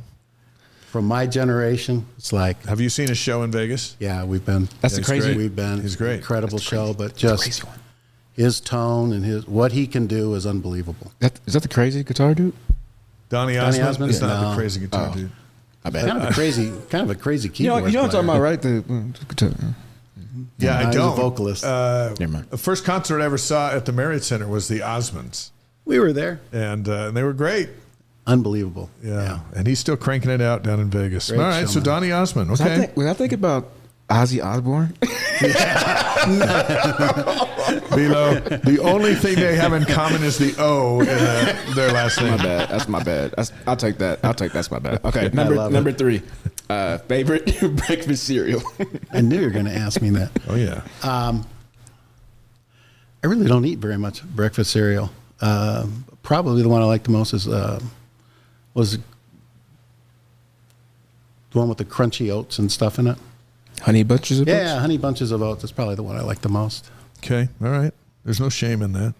No, there's no shame. Just writing it down not a lot for- of excitement. Yeah, no, it's not. Yeah. I'm not going to lie to you. All right, number 4, favorite BYU quarterback? I love them all, but I was here during the Steve Young era, and it was special. And it was a special time. What was so great about Steve Young? I just talked to him the other day. I know there's so many things great about him. What did you think was so great? The thing I loved about Steve was you never knew what was coming next. I mean, he could thread a needle, he could throw that ball, or he could just shake somebody and go for 30, 40, 50. He was so fun to watch. He was really the first. I mean, Jim ran, and Jim was fun, but not like Steve. I mean, Steve was just phenomenal to watch. Yeah, sure was. Even in the NFL, where he got better, he just kept getting better. Yeah, I'm from the Bay Area. I grew up watching Steve Young So good as a kid. yeah. And I hate to name just one because Well, I know because you saw them all, so many great ones. and every one of them, even Max on earlier tonight or Ty, it's just every one of them's got their own unique place. So great in this history. By the way, before we get to number 5, Idaho Cougar fan said, I must have written that wrong. Merrill Frost taught at BYU and is my grandfather who went and got his hair cut at your place. Okay. I wanted to get that straight for you. Thank you. Okay. All right, number 5. Number 5, favorite BYU sports achievement from the last year? That could be recruiting, could 11-2. You know, I love what the basketball team did. And I hate to use this term, but I'm going to. The beatdown of Colorado after all that hype going into that game was so Yeah, good. that's good. It was so well done. It's Like the perfect game, right? It was like almost no one knew we were in that game until it was over. That's true. The announcers didn't. The announcer sure did. I remember it was 2/3 the way through, and I think one of them said, BYU's got a pretty good team. Yeah. And the score was way out of reach. Yeah. That was something else. So that one trumps the year. That was a big night. Yeah, I think that was my favorite. I love what the basketball team did, and the football team had so many great things, but that was just it was so apropos. And I like Coach Prime, but it was just so great. Yeah. I think especially over there in Colorado. You know what it does too? Because of all the hype and how many eyeballs are on on Coach Prime, you just knew that the entire nation was going to be locked in. And so I think as BYU fans, it gave us that, not only the validation, but it kind of gave us, that walk like, our stuff doesn't stink for the first time all season, outside of not, making the college football playoffs and not getting the respect. We were like, look, we got something good over here too. Yeah, it was an awesome evening. It was hard to go to sleep that night. Yeah. The post-game show went on forever because all the players want to do interviews when they win. Yeah. So we just kept cranking it out. Yep. That was a great night. We look forward to the new season. It's so glad that you could get here, and you're the first of our Wise Guys audience to come be on the show, and we want to do it all the time. We want to put everyone on, whether it's a Zoom or whatever, and we'll do more contests because this show is just an extension of the alumni base and the fan base, and a chance on Monday night just to get together and shoot the breeze about things that matter to us. And most of it is sports, but a lot of times we dive into other stuff too because we can. Yeah. Thank you very much for letting me come over and tell this crazy story. It's just, I have no idea how many years, 74, so what are we talking here? 50 years of Cougar sports. Yeah, 51 maybe. Yeah, just a long time, and I know my family gets tired of stories and stuff, but they're so fun. You have good ones though. Yeah. You have good stories. And now you can send your family this link and they can hear you tell the stories. They can. And they can just watch it over and over and over and Right. over. Okay. Good to have you here. Thank you. Thank you guys so much. Appreciate Tim Felicia it. from Colorado Springs, our wise guys for a day winner, and so good to have him here on the show. Are these ours? Those are yours. Those are hey, Those are yours. nice. So you guys can play with them. I've got a second one here for you, Dave. Thank you. This was something we put together a few years ago after I got shut down for the BYU. You can't trademark Brigham. Smite 'em, brethren. Smite 'em, brethren. That's what we got going on here. Yeah, so when we would do the Utah games, we'd be out in the parking lot selling those puppies. Oh, good. Can people still buy them? Do you still got them available? Get a hold of you, and you can get a hold of me. Yeah, I still Or do you have, some. you have a website you want to put out there? No. Or just have people get a hold of us? No, if we get enough That's an interest, yeah, honorary we'd Brigham start right off. there. Isn't it awesome? I wouldn't want to deal with him. That's great. Thanks for bringing that. I'm gonna wear this tomorrow on Sports Nation. And thanks for coming. There you go. Okay, All thank right, you so pleasure much. to meet you. Men's basketball, this is a big week. There are mandatory workouts. The team together really for the first time.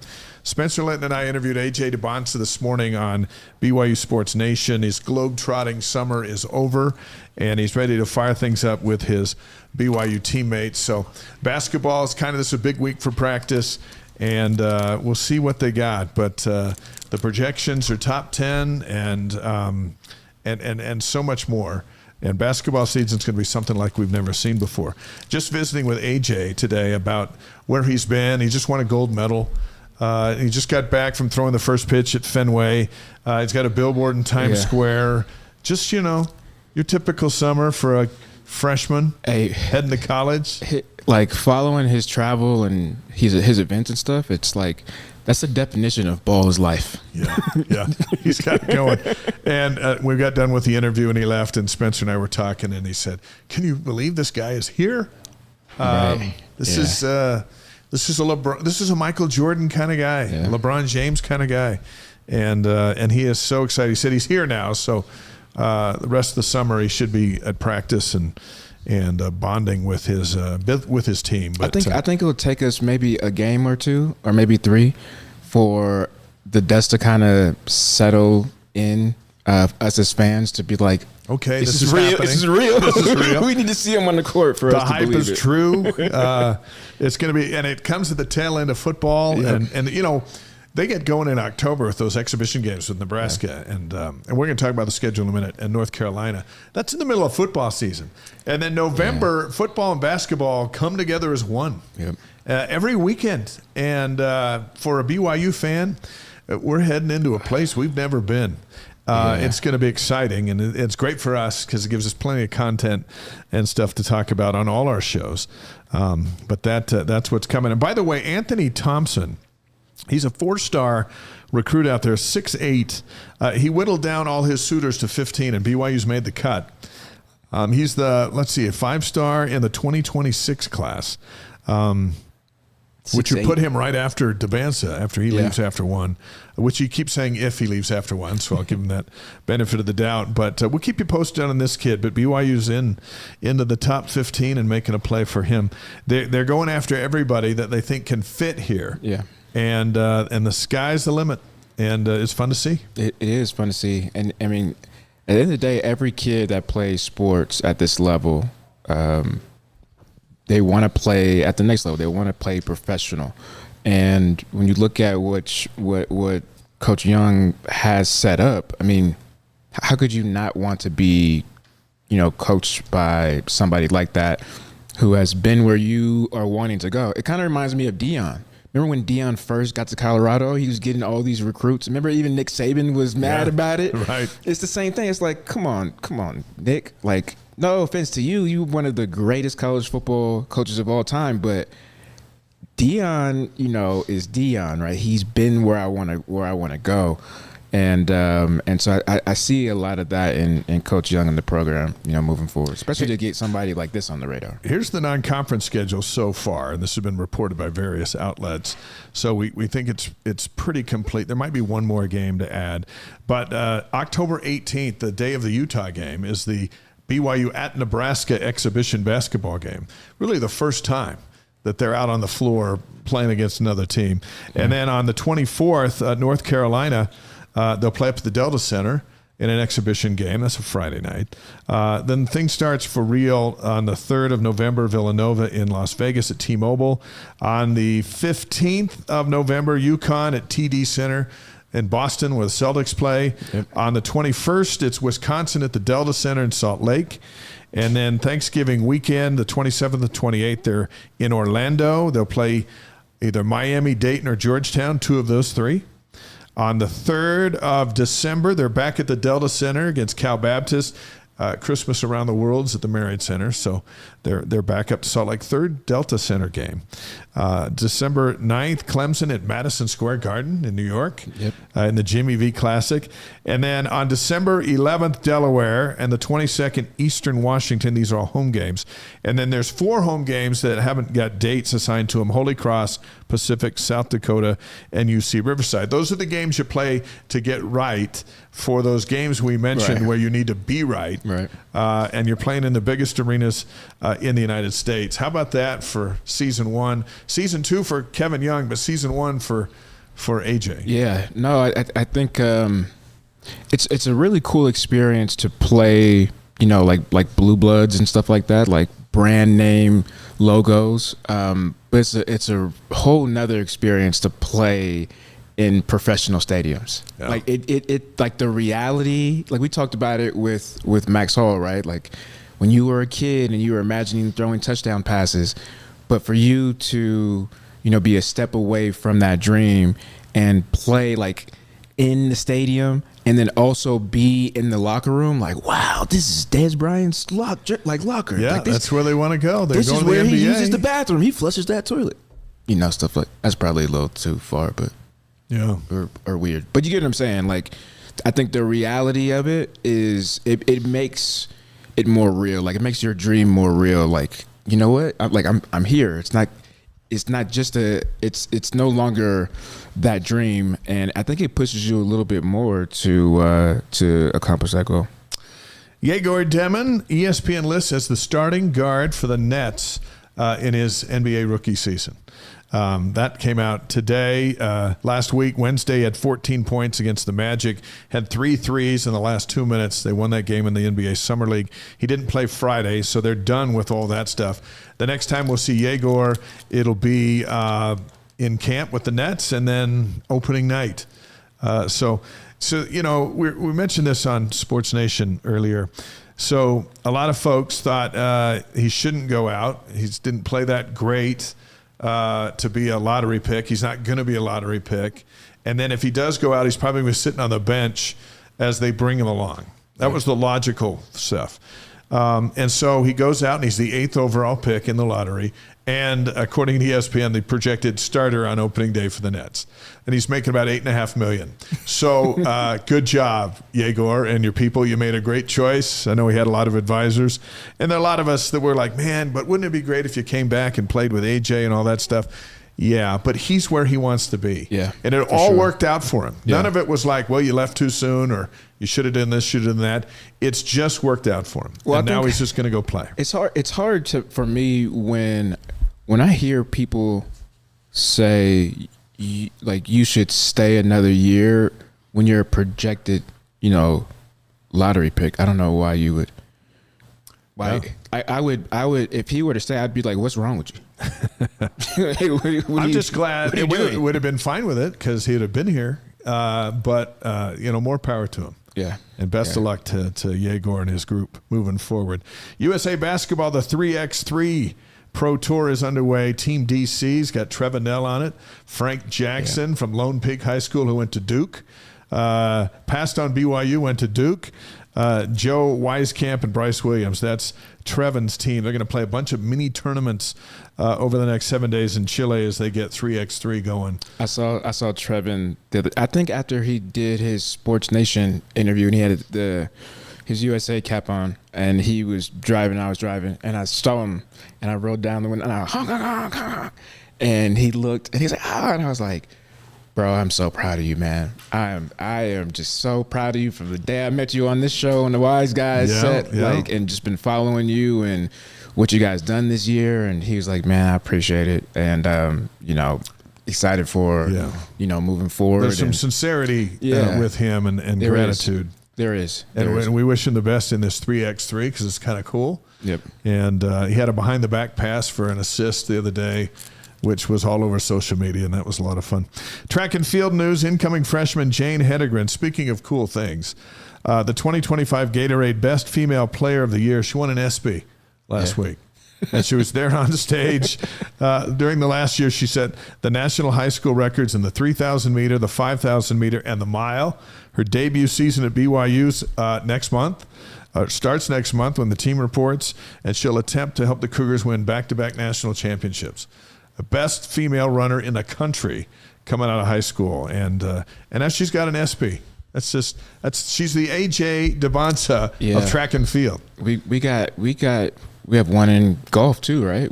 There's like one in every sport. Just about everyone. Yeah, so we're doing big things.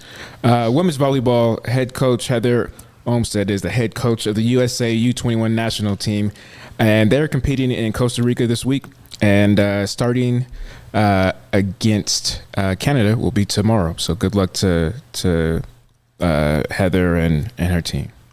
They report to their first practice of the new season August 7th, which is just around the corner as we sit on July 21st. In the Big 12, there was some news kicked around today. Memphis apparently tried to buy their way into the league, offering a reported $250 million in sponsorship just to get in. And the Big 12 said, no thanks. We're going to stay right where we are. And so Memphis was like, hey, you know what? You got to tip your hat to them. They took their shot. They're still not in the Big 12, but I didn't know you could do this. They threw around some coin and said, hey, let us in. We'll do this for you. But and no dice. They said that they would pay the money and not take a full cut of revenue for like 4 years, right? Or any revenue. I think they were just selling their soul to get in. They were just doing anything. I think the writing on the wall is there's going to be fewer and fewer places for teams that aren't in the sink or swim. Why don't they go to the conferences? Pac-12? Yeah, they'll take anybody. Yeah. And they'll take some money too. you said that, Lou. Yeah, they'll take some money too. They'll take anybody. they I'm not sure what they got going on. Now they got teams that can't get out of their legal binding things, and it's kind of a mess. They'll get it all worked out, but it's a mess as we speak. And a lot of those schools aren't joining, I think, for 2 more years. So there's some time. But the news of the last week and a half hasn't been great for them. Let's roll out of here with On This Day, July 21st. There were a lot of things that happened on this day. Yeah, in 1853, New York Central Park is created, 750 acres. Yeah, what do you think of that Central Park? I don't think I've ever been there. In New York? Yeah. New York City. We can't miss this, right in the middle. That's kind of cool. Is that the Home Alone one? Yeah, Home Alone scene. Oh, yeah, it's cool. I like it. Yeah. I like it. that went down over there with the lady and the pigeons. Yeah, the pigeons. That was something. Yeah. 1865 on this day, Wild Bill Hickok shoots and kills Davis Tutt in Springfield, Missouri. Now, sometimes we don't usually spotlight things like this, but it's regarded as the first true Western showdown was today in that incident in 1865. That's where my kids live by, Springfield, Missouri. Here's another one we don't usually spotlight, but we are tonight. Yeah. On this day, 1873, Jesse James pulls off his first train robbery in Iowa. Yeah, and he got famous for doing that kind of stuff. Today was his first one. 1921, the Indians and the Yankees combined. They're the Guardians now. They combined to hit a record 16 doubles in a game. 16. That's crazy. And Cleveland won 17-8, like a football score. 1945, the A's and Tigers play a 24-inning 1-1 tie. See, that was the opposite of what the other two had going on. Can you imagine sitting there for 24 innings? They go, guys, we're out. We're done. It's a tie. Yeah. That's tough for the fans. I don't like ties, but at the same time, I can get where the players are coming from. 1972, 10.87 inches of rain falls on Fort Ripley, Minnesota. Can you imagine that? How tall is that? 10 inches, almost 11 inches of rain falling from the sky, like not all at once, but over time. Over time. That's a deluge. I can't imagine how much that would be. That's a lot. Remember, I didn't go to this class, remember? On this day, 1973, Hank Aaron hits his 700th home run in Atlanta. That's pretty sweet, 700. On this day in 1989, Mike Tyson knocks out Carl Williams in a minute 33 to win the heavyweight championship. That's how he rolled. He was in there to get out. Growing up, hearing about Mike Tyson this is when I was at a young age. Don't paid to go to a Mike Tyson fight. Always watching on pay-per-view instead. On this day, I saw a lot of disappointed Mike Tyson fans who paid all kinds of money, and then in 60 seconds, it was they were headed to the casino. Yep, exactly. On this day, 2007, Deathly Hallows, the final book in the Harry Potter series, is released. Yeah, I never got into that series, but a lot of people did. A lot of people in my house love it. So that was a big day. On this day in 2014, Guardians of the Galaxy premieres in Hollywood. That's one of my favorite Marvel movies. That was a good one. On this day, 2024, President Joe Biden drops out of the presidential race. July 21st birthdays of note, 1899, Ernest Hemingway was born on this day. 1924, Don Knotts, actor, Andy Griffith Show, Apple Dumpling Gang. Yeah, he was awesome. You missed him. He was great. Yeah. 1931, on this day, Gene Fulmer, middleweight champion, born in West Jordan, Utah, nicknamed the Mormon Mauler. Yeah, that guy could box. Nice. On this day, 1951, Robin Williams, who's the famous actor, Mrs. Doubtfire, was a childhood movie for me. I also liked him in. My favorite one of him is Hook. Oh yeah, that was a good one. Yeah.